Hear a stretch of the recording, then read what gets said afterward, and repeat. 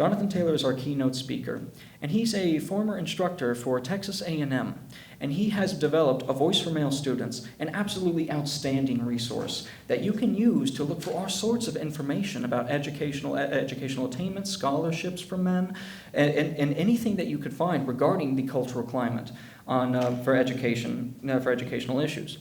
And what makes a Voice for Male Students so outstanding is that it really is very hard data, stuff that you can verify for yourself. It's basically a reference site as well as an excellent place by which you can evaluate all of the, just pretty much everything that's happening to boys today in education. He is a former instructor in English, and what makes it so outstanding is his experience really shows. And his ability to articulate the issues is something that really, I don't know if I can actually articulate his skill myself. And I want you all to help me welcome him today, because he is going to show us an overview of everything, as much as he can anyway within the 50 minutes allotted, of what's been happening today for men and boys around the world in education. Please welcome Jonathan Taylor.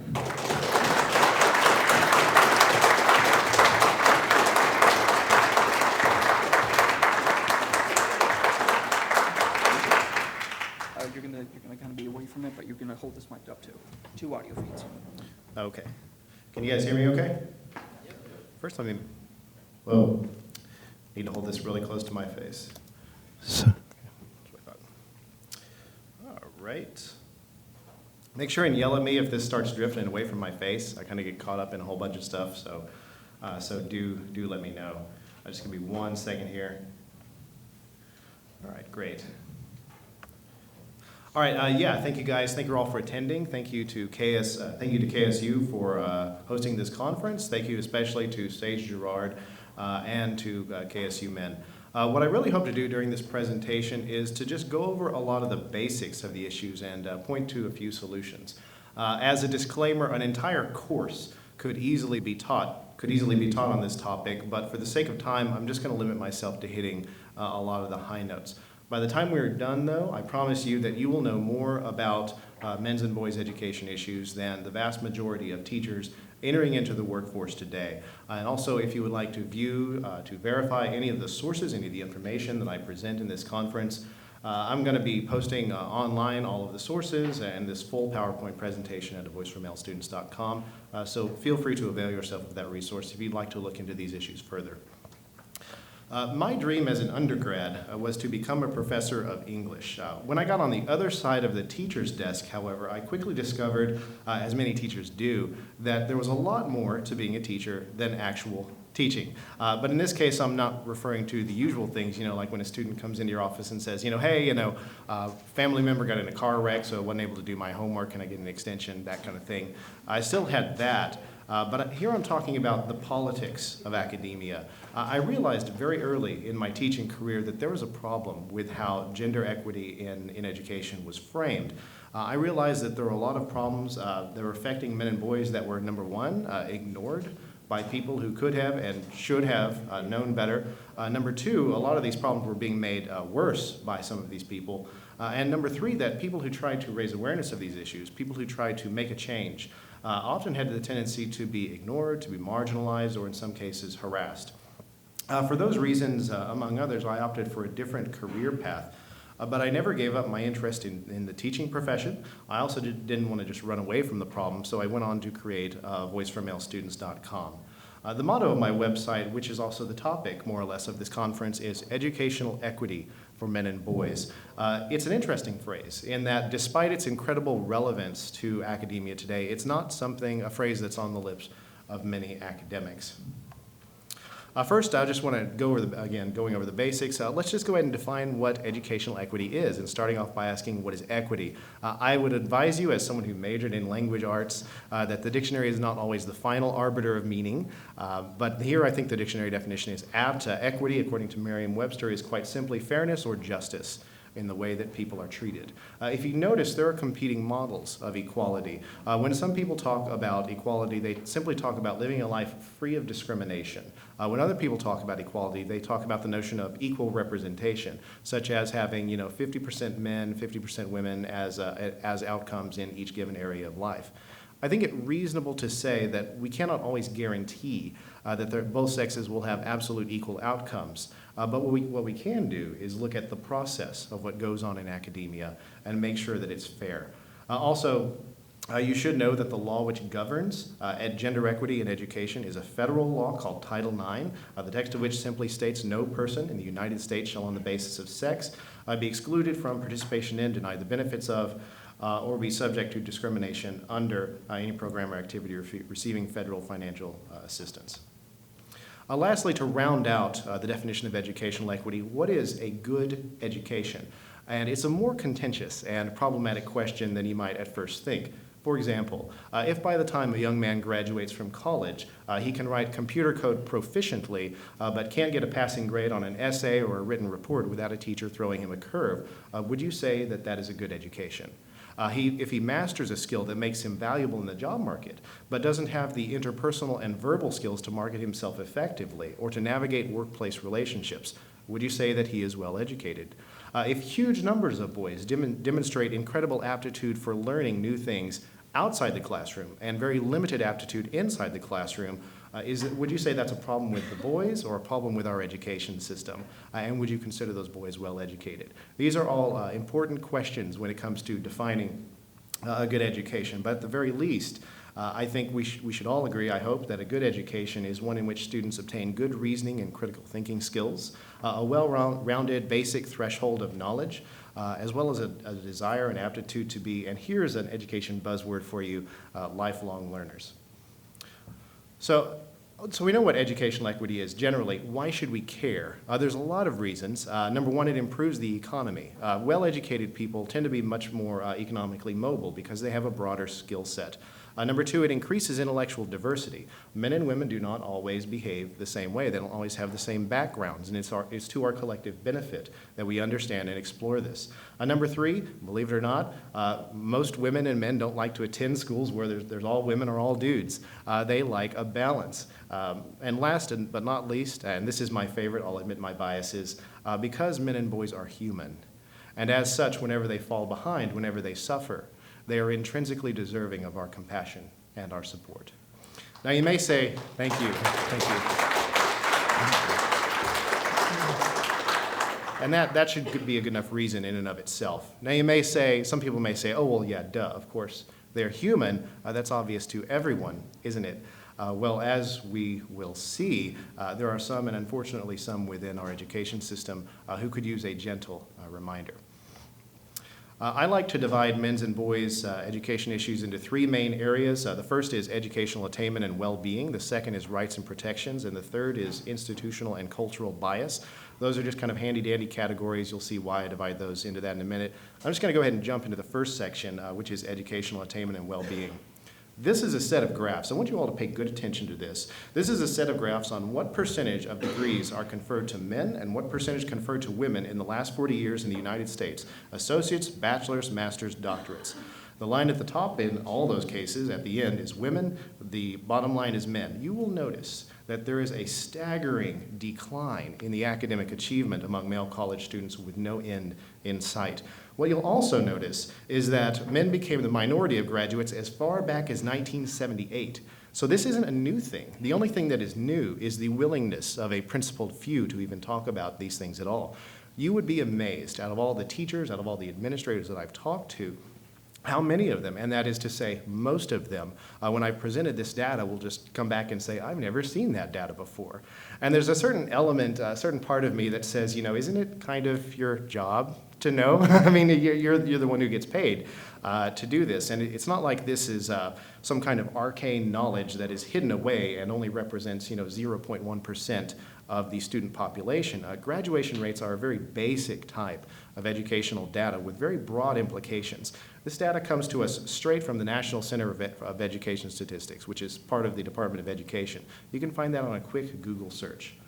Here's also something to keep in mind. Whether in tuition to our local universities, whether in taxes to the Department of Education, you, me, all of us, we all pay inordinate sums of money to people who make rather decent salaries, who are charged with the task of monitoring the gaps between various demographics, and when those gaps become problematic, creating a public dialogue about what needs to change.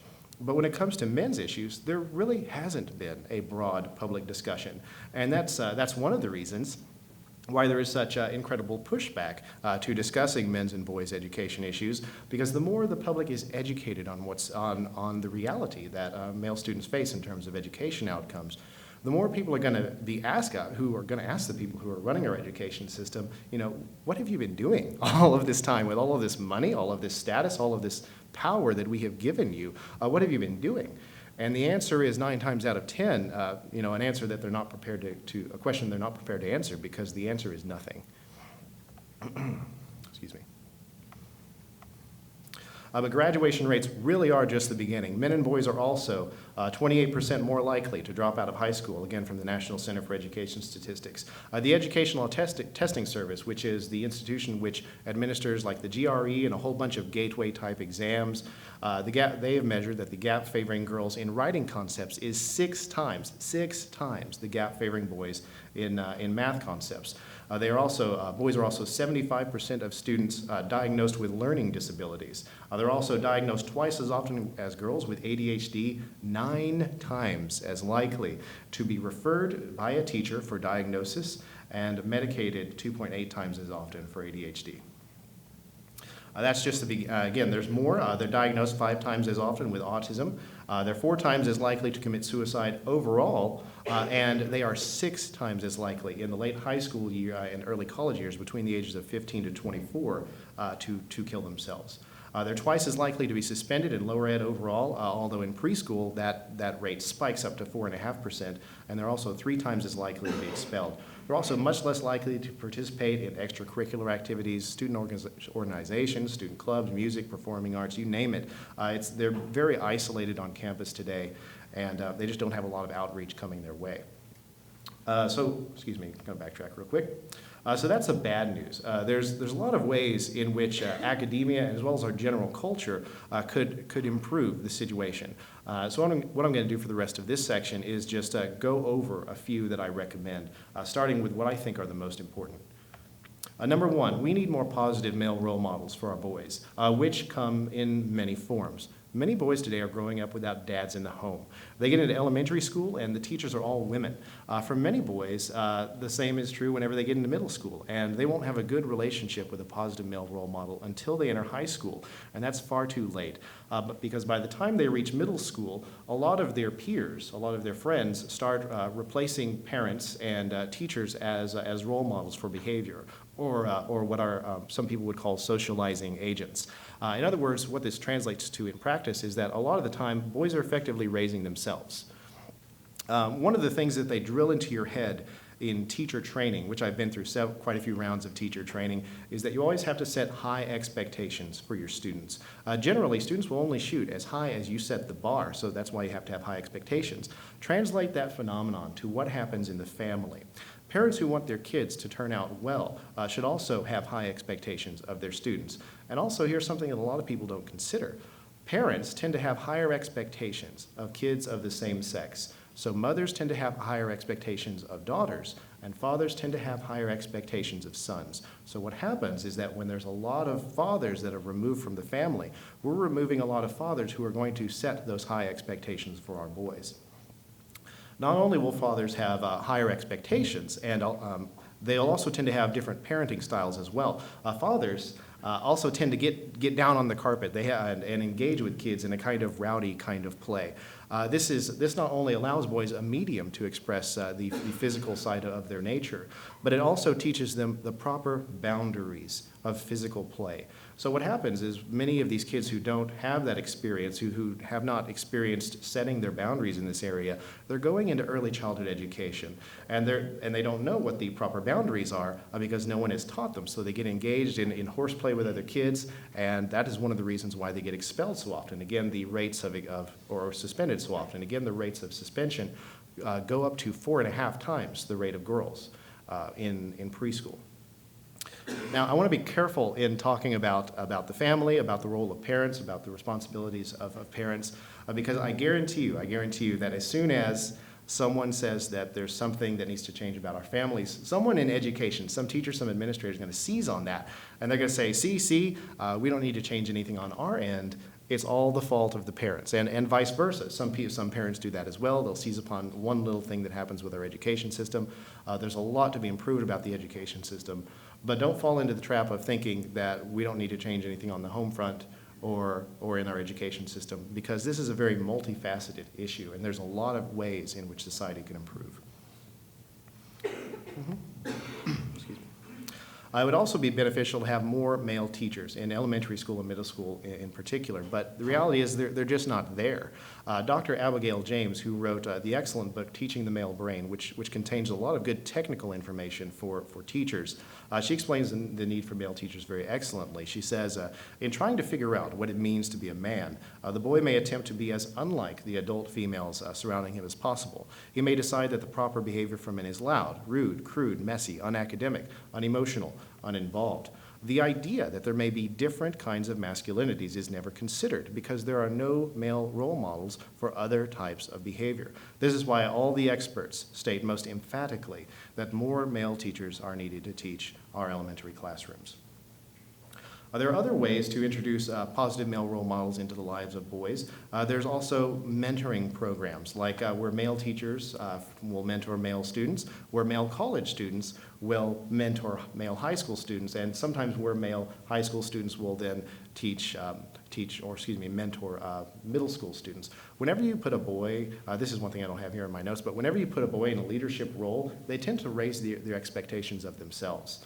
So not only does that mentoring help the child, the boy that the older male student is mentoring, it tends to help the older male student as well. There's lots of there are some programs in lower ed that invite dads from the community to come in and like read stories, touch base with boys in elementary school. One of the great ones is called Dads of Great Students. I really like that program. I think there's actually a few in Atlanta. Some of these are organized by administrators, but very few. They tend to mostly come from people in the community, parents, community advocates, things like that. And I want to get to the second, jump to the second thing that I highly recommend that needs to change, and that is a systemic restructuring of teacher and administrator training, especially in elementary and middle school education. Even though there's a lot of data that confirms the need to improve educational outcomes for men and boys, most teachers and administrators really just aren't aware of the issue. I went through 2 rounds of teacher training, okay? First as a college instructor, and second through the Region 10 Teacher Certification Program in Texas. And at no point in any of that was I ever told that there was an issue about boys in education. I got a degree in English, and it wasn't until I was halfway through my master's that I even learned that there was a literacy gap, that there was a problem, with boys falling behind in reading and writing. And that's not because someone told me. It's not because some professor, some expert told me. I dug around and found that for myself. But don't take my word. You don't have to take my word for it when it comes to that. If one day you happen to be driving by a university bookstore, feel free to walk in and pick up a book. Hello? Okay. Feel free to walk in and pick up a book on teaching literacy, on diversity and gender in education. I know because I've done this because I'm a nerd. And just look and see if you will find anything that relates to boys' educational issues. 9 times out of 10, you're going to find nothing on it. It's like radio silence. Because of this, many teachers in lower education simply don't understand boys. Here's a telltale sign. Boys are diagnosed with ADHD at twice the rate of girls. You may think that's a lot, and it is, but what's not often talked about is the referral rate, that they are referred by a teacher for diagnosis at 9 times the rate of girls. So not only is there a very reasonable concern that there is a lot of misdiagnoses, but that's really just the tip of the iceberg compared to the number of unnecessary referrals that teachers and many people are just trying to push through the system.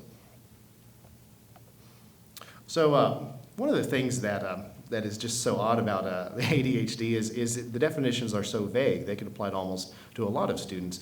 So what's the difference between, say, a student with ADHD and a truly gifted student? So here's some of the distinctions.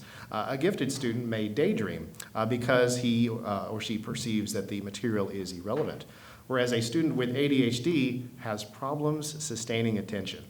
A gifted student tends to have frequently higher activity than the average child, whereas a student with ADHD has frequently higher activity than the average child. A student who is gifted tends to be more concerned with big concepts, tends to ignore ideas, whereas a student with ADHD often has a lack of attention to detail. So these are just a few of the many examples, and I hope you see the big differences, which there aren't any big differences. Behavior that is displayed between gifted students, between ADHD students, very often it is very similar, if not the same. It's not so much, it's a perception issue. You know, how do teachers perceive boy behavior? Teachers are too quick to label boy behavior as deviant. And as you may have learned in sociology or criminology, just because behavior is deviant doesn't mean that it is bad per se. Excuse me, moving on. There's a dogma that has been pervasive in certain sectors of academia and elsewhere over the past several decades that boys and girls are exactly the same. This flies in the face of science. It's not just that male and female brains are structured differently. They have different proportions of behavior influencing chemicals flowing throughout their bodies.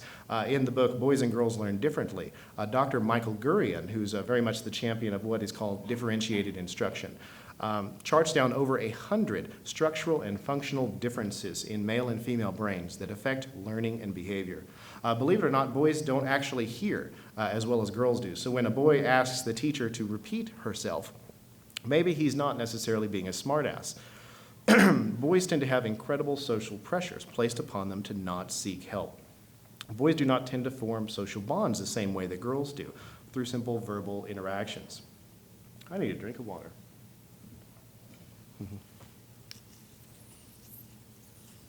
I should have had this up front.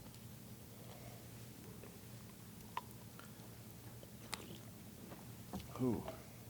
Oh, that feels better. Boys do not tend to form social bonds by simple verbal interactions like girls do. They tend to relate to others through external things like games, competitions, projects, things which Dr. Michael Gurian calls mediating objects. Boys tend to be more physically active in their play. When they read and write, they tend to prefer adventure stories that involves some element of physical conflict, which teachers, unfortunately, far too often will characterize as pathologically violent. They tend to like humor that is subversive. This is sometimes characterized by teachers as inappropriate, even though the humor does not venture into the areas of obscene humor. And a lot of teachers tend to crack down on boy behavior, not necessarily because it's bad, not because it's harmful, but just because it kind of bugs the teacher. When boys read history assignments, they will tend to focus on raw data, raw facts. When girls read history assignments, they may have a tendency to focus on the social implications of what they just read. So for example, if a teacher assigns a certain history passage in homework, and then the next day the students come in and the teacher says, okay, to the male student, what did you read? What did you think about the social implications of this or that or whatnot? The boy may not have an answer, and the teacher may conclude erroneously that he just hasn't read the assignment. But that's not the case. It's not that he didn't read the assignment. It's just that he got something else out of the assignment than the girl sitting right next to him. Boys tend to learn better when learning involves physical activity, competition, and the use of what is called manipulatives. When I say manipulatives, I don't mean things like sadistically manipulating someone to do your will. In a teaching context, manipulatives are physical objects that are used as teaching tools to engage students in hands-on learning. Boys tend to do much better learning language with a heavy dose of phonics instruction, which has an approach of teaching students to build words through phonemes, which are the building blocks of language. They do not do well with other types of language instruction, like what's called whole language instruction, which was very much a fad that came up in the 80s and still persists quite a bit today. Boys are 5 times as likely to be diagnosed with autism. So sometimes maybe it's not the case that someone who is non-social is just some kind of punk. Maybe non-social behavior, which boys tend to display disproportionately, isn't the same as antisocial behavior. But to teachers who like to do everything as a group, who prize what is called connected learning, they aren't always going to see that. This is just a sample of the many things that first-year teachers should be prepared for. But again, if you look at a lot of the books that teachers are being trained by, you won't see any of this mentioned in any of these books whatsoever. All that being said about gender differences in learning, Teachers cannot lose sight of the fact, I'd like to add this disclaimer, teachers cannot lose sight of the fact that at the end of the day, every student is an individual learner. Although boys and girls tend to behave and learn differently, that doesn't mean that every single boy and girl will behave and act a certain way.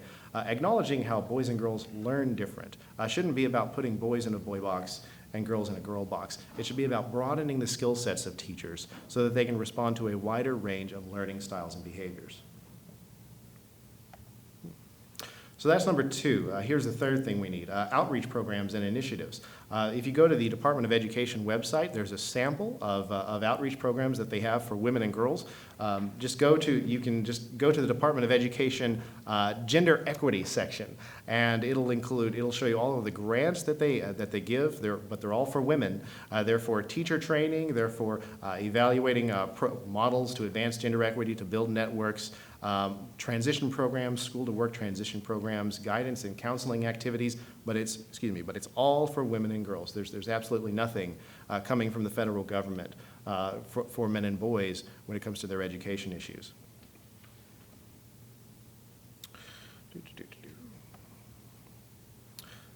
Oh, excuse me, losing my notes here.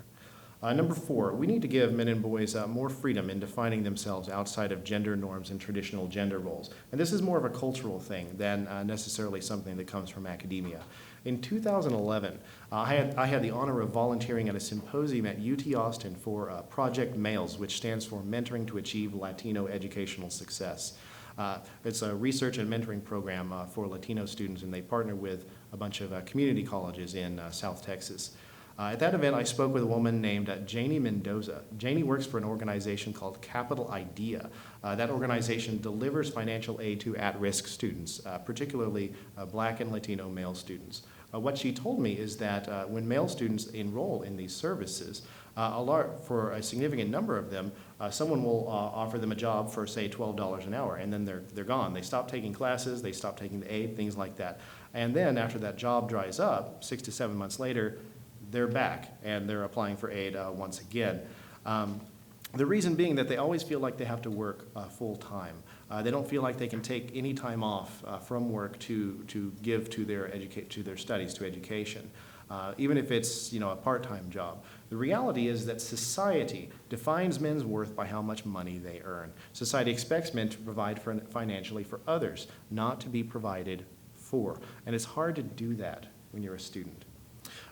As a disclaimer, I'd like to add, though, that if there are students who don't know what they want to study and they're just enrolling in college just to enroll and racking up debt, I would advise those students to wait. But when there are social pressures that limit the ability of male students to enroll, to take full benefit of the educational services, this is something which very much merits discussion.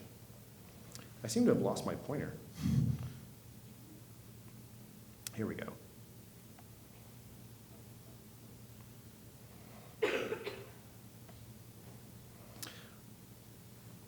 Okay, also sometimes there are resources available for male students who are at risk, although it's not necessarily for male students per se, but just for at-risk students in general. But some of these guys just don't know about them because they've never looked for them. And the reason why they've never looked for them is because they've never looked themselves in the mirror and said, hey, I need help. Acknowledging that men need help is a big problem because there's a lot of pressure against men acknowledging that they need help. For a man to express vulnerability, to acknowledge vulnerability, is considered very, very unmanly. Remember when I mentioned earlier that men are 80% of suicides, and there's a reason for that. There's people who are at risk of suicide who are vocalizing their pain, and sometimes loudly. It's good that they're vocalizing their pain because although they are hurting, since they are talking about it, they will very likely get the help they need. But the people who tend to be the most at risk are the people who never talk about it. There are some people who commit suicide, and I'm sure a lot of people might be able to remember someone who commits suicide, and it's just like out of the blue, like they never knew it would happen. Those are the people who are the most at risk, the people who never talk about it. Men do not engage in help-seeking strategies as much as women do, and that affects many areas of their lives, not just psychologically, but also academically. Some people wonder why people like me, who talk about education issues, will also talk about things like suicide, and here's why. You can give male students as much outreach programs, as many teaching strategies, as many grants, as many scholarships, et cetera, as you want, but none of that is going to matter if the male students who receive those programs can't set foot on campus because they're dead. Similarly, none of that outreach is going to matter if the male students who receive the benefit of those programs can't set foot on campus because they are railroaded out because of sometimes draconian discipline policies. And with that being said, I'm going to move to the next section, which is rights and protections.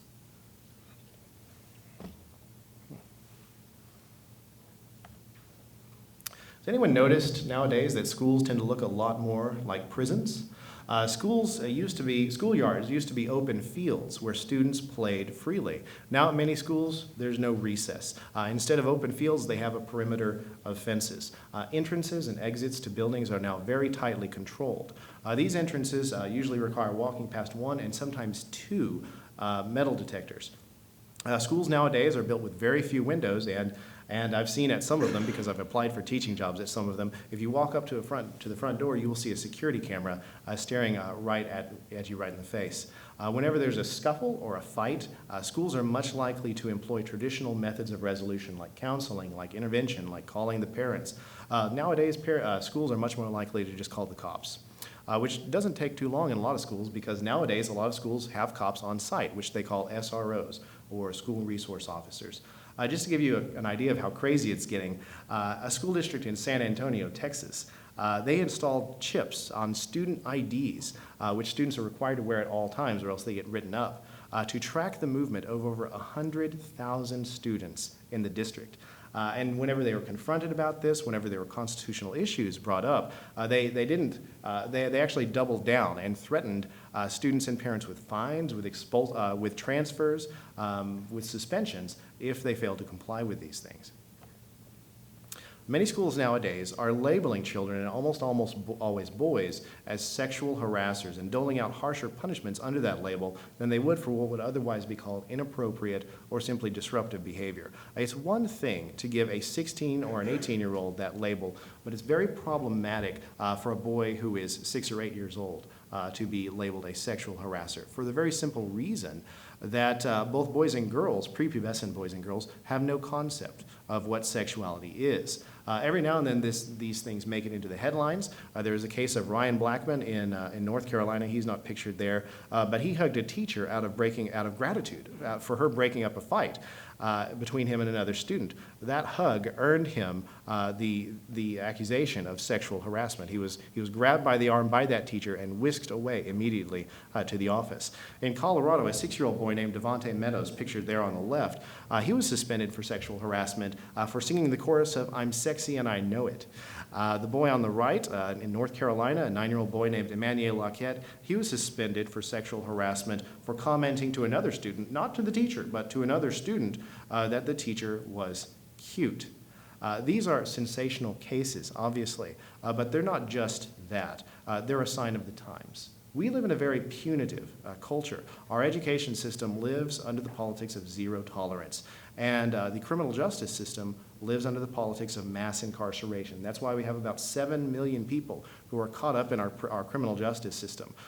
Several million that are actually imprisoned, and then several million more who have limited freedom because they're under parole or probation.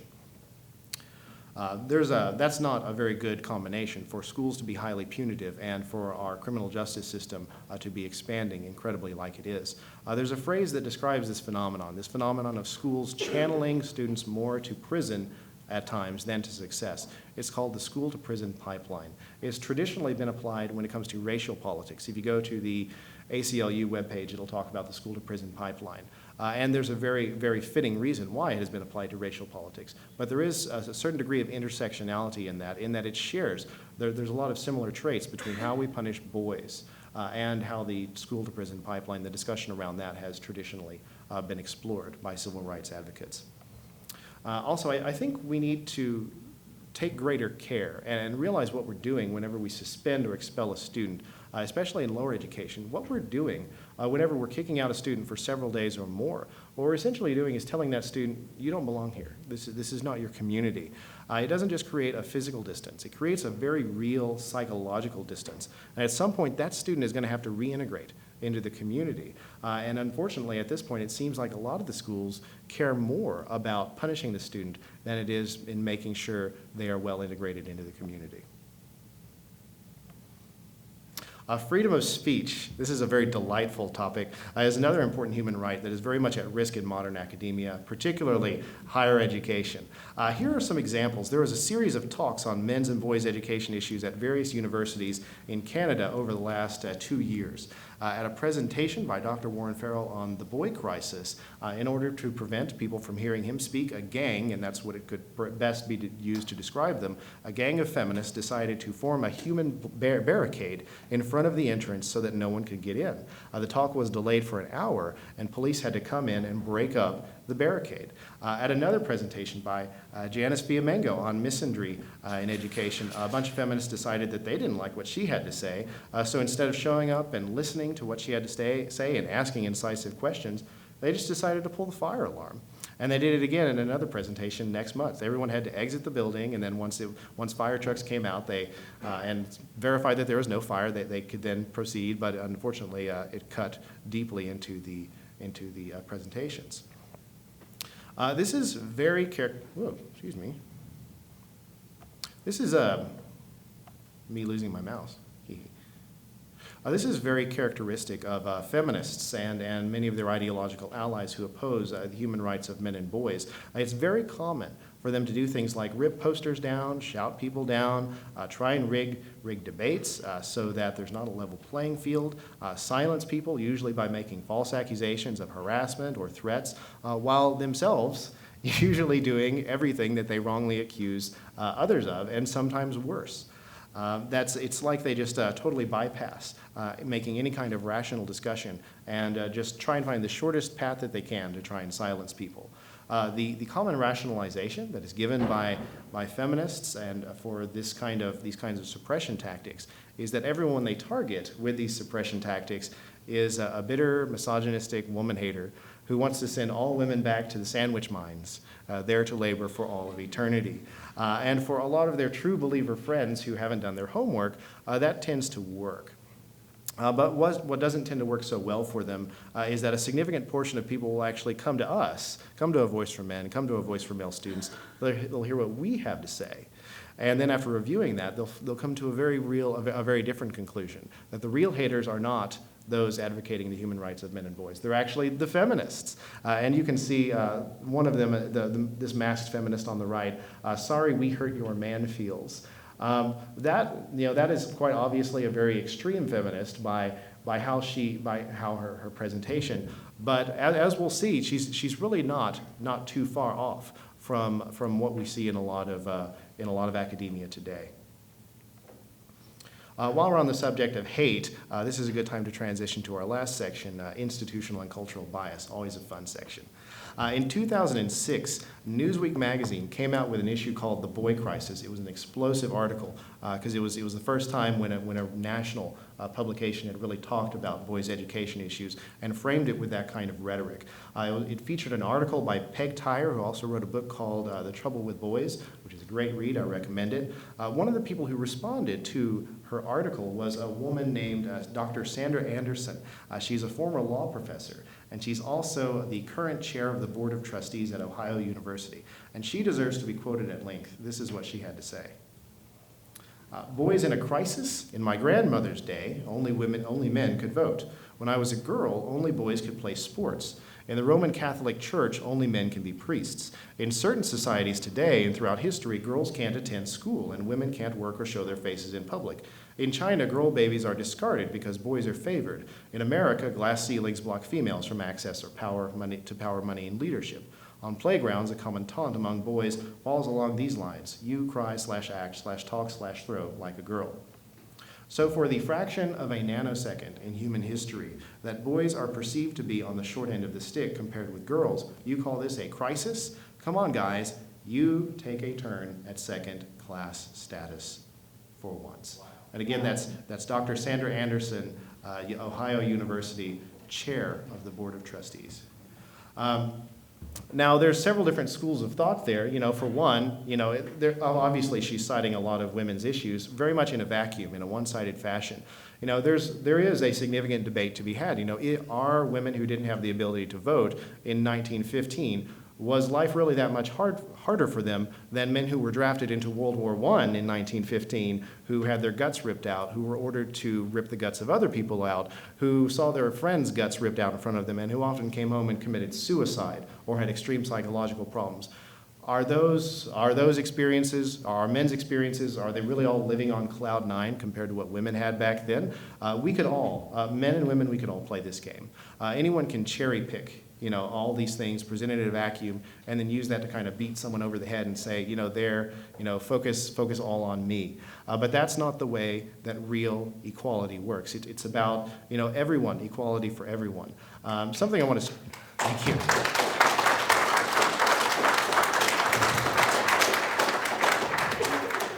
This is Dr. Anderson is a very classic example of how people who very likely in her case I think started off being probably good people, but eventually becoming a force for evil in the world. And unfortunately, in my experience and observation, there are a lot of people in academia very much like Dr. Anderson. I don't want to say that they're everywhere in every university.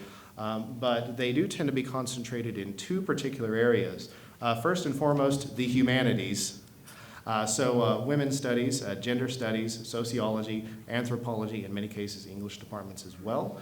And the second place where they tend to be concentrated in is certain administrative departments. So like departments of diversity, departments of student affairs, although I hear that the Department of Student Affairs here at KSU is pretty good. Also, in my experience, the higher up you go in academia, the worse it tends to be. So the problems with misandry, with hatred of men and boys that we see in places like Duke, which we'll get to in a second, you may not see it so much at a community college, but go to the University of Maryland, go to Harvard University, go to Duke University, and you'll see a lot of that culture start to come out. A bigger problem with the bias being worse as you go up is that those are actually the schools with money. A lot of community colleges, a lot of the students that go to them are economically disadvantaged. They don't have the money to spend on a lot of outreach programs. So the schools that tends to have the worst bias against men and boys, unfortunately, are often the ones that are the best economically situated to do something about it because they have all the connections and all the money. So that's a very unfortunate situation. If you need a good example of how it gets worse the higher up you go, look no further than the story of Duke University, which is what I'm going to close here with. It's a story which everyone, I think, should know about if they're interested in education politics. When I was a student, I was a student in 2006 at A&M at the time. I was teaching 2 years later, and information started to trickle in about what had happened. And we're like, yeah. Someone got falsely accused of rape or whatnot at Duke University, and a bunch of people went crazy. But it wasn't until like 2009 and 2010 when the full impact of what really happened at Duke University really came home and hit hard for a lot of people, because at that point a lot of the case materials had been released. There were books written, and it's a very important case. So I'm going to go over it in brief here. In 2006, a young woman who was hired as a stripper falsely accused 3 lacrosse members, all of them students at Duke, of gang raping her at a frat house.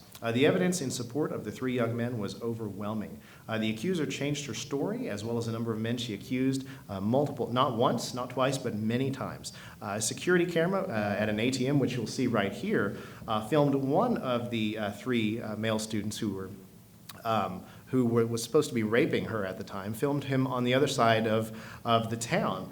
There was DNA evidence found on the accuser that matched absolutely none of the men that she accused. There was also a stripper that was hired to dance alongside her that was there for like 95% of the time that she was with Crystal Mangum. She said that at no point could it have ever been possible for the accuser, Crystal Gail Mangum, to be raped. She also claimed that in the taxi ride away from the frat house, that the accuser asked her to put marks on her to make it look like she had been assaulted. And finally, the accuser herself, Crystal Gail Mangum, confessed that she had made the whole thing up. There was so much evidence in support of the 3 young men who were wrongly accused that the district attorney went beyond simply dropping the charges and declared that he believed them all to be innocent. But none of those facts really mattered. 88 members of the Duke faculty, in a very disastrous decision, speaking for 5 academic departments and 10 academic programs, signed their names to a statement in which they openly took the side of the accuser, and that statement was published. They sought it to be published in the school newspaper, the Duke Chronicle, and surprise, surprise, not only were almost all of them from the humanities, 72% of the faculty from the Women's Studies Department, which, as I hope most of us know, is basically feminist studies, signed the statement. Many professors in the group of 88 went beyond just doing that. As they were teaching their classes, as normal routine of teaching their classes, they abandoned their syllabi and just launched into to a conversation about the case, using their classrooms as essentially bully pulpits to try and sway the students to presume the guilt of the men who are accused. One professor named Houston Baker demanded the immediate expulsion of not just the 3 young men who were wrongly accused, but 46 members of the lacrosse team. In his book, I think there was one more. There was another one, I didn't have it in my notes here, but there was the chemistry professor named Steve Baldwin. He was, I'll get to that later, sorry, one second. In his book, Tenured Radicals, How Politics Has Corrupted Higher Education, Dr. Richard Kimball says, for months, nearly the entire faculty fell into one of 2 camps, those who demanded the verdict first and the trial later, and those whose silence enabled their vigilante colleagues to set the tone. There's a question of not just misandry in academia, not just presuming the guilt of men who are accused, but also this incredible conformity, this acquiescence, this go along to get along culture which really is part of the broader academic culture. That's another very problematic element as well. There were only 2 people at Duke that I can think of that said, hey, maybe our community of professors shouldn't rush to judgment against our own students. One of them was Coach Mike Pressler, coach of the lacrosse team. He was immediately fired. Another one was a chemistry professor named Steve Baldwin. Within 24 hours of him dissenting with a rush to judgment by his colleagues, he was invited via email by humanities professor Carrie Haney to settle their differences in his office with a fist fight. But perhaps my favorite quote about this case comes from a feminist professor, not a professor at Duke, feminist professor Wendy Murphy, and this is just perfect. It just so encapsulates the mindset. On an interview at with National Public Radio, she says, "I'm really tired of people suggesting that you're somehow un-American if you don't respect the presumption of innocence. Because you know what that sounds like to a victim? Presumption that you're a liar." Wendy Murphy is a professor of all things law, and perhaps even more scary, she also occasionally acts as a sex crimes prosecutor. I don't think I want her anywhere near the legal system, except perhaps on the wrong side of the legal system if she gets into too much trouble.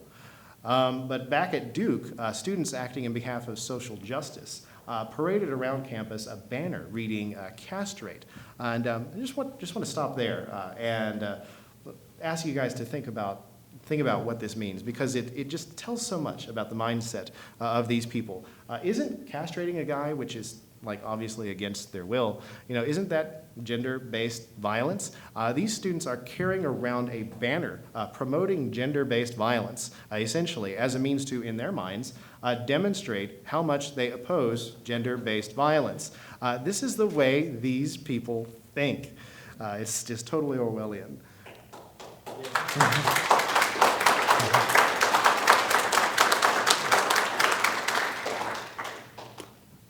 They also placed around campus what essentially amounted to wanted posters of the entire lacrosse team.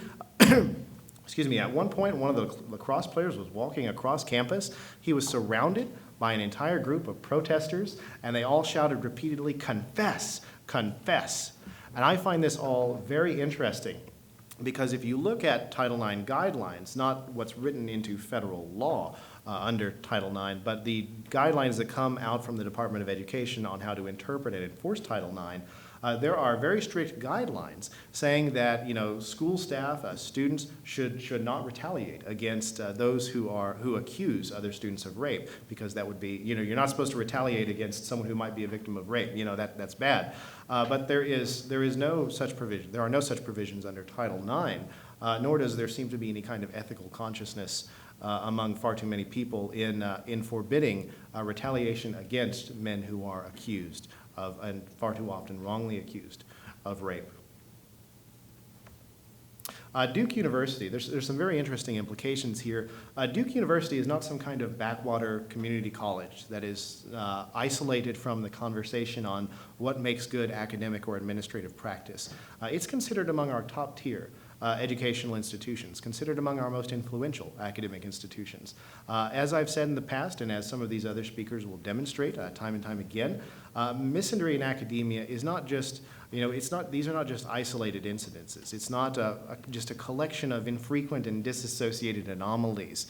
This is stuff that arises in the midst of influential and supportive peer groups.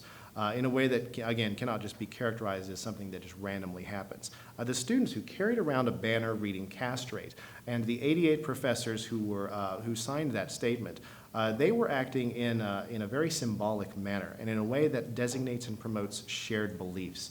And as you will see and continue to see, Duke is far from the only university, the only school that rushes to judgment against its own students when it comes to accusations of sexual assault. The feminist position, a lot of people are taught this in sociology and in women's studies, gender studies, etc. They're just overtly taught that men cannot possibly be the targets of sexism or hatred because in the feminist worldview, sexism against men, misandry, has no institutional presence. If that ever could have been a valid argument, I think it reasonable to say that it is not now. There's no way it could be now. The 2006 Duke lacrosse false rape case was an incredible learning opportunity. It was an opportunity for the academic community to step back, engage in a little bit of introspection and say, hey, what just happened? And more importantly, to ask, what kind of culture must exist on our college campuses that would create something like this? And that's not the only learning opportunity that we have had. The educational decline of men and boys has been an ongoing learning opportunity for decades. Why has it been ignored by so many for so long? Is it because too many people in academia, especially those who claim to champion equality and diversity, is it because they do not know, despite the fact that many of them are paid to know? Or is it because too many of them have found not a reason, but more like a rationalization, not to care? The cause of educational equity for men and boys cannot just be an academic movement, although it needs to be at least that, because the barriers to widespread institutional change are not necessarily a matter of the letter of education policy. It's not just a matter of changing teaching practices. There needs to be a simultaneous transformation of the moral fabric of the academic culture.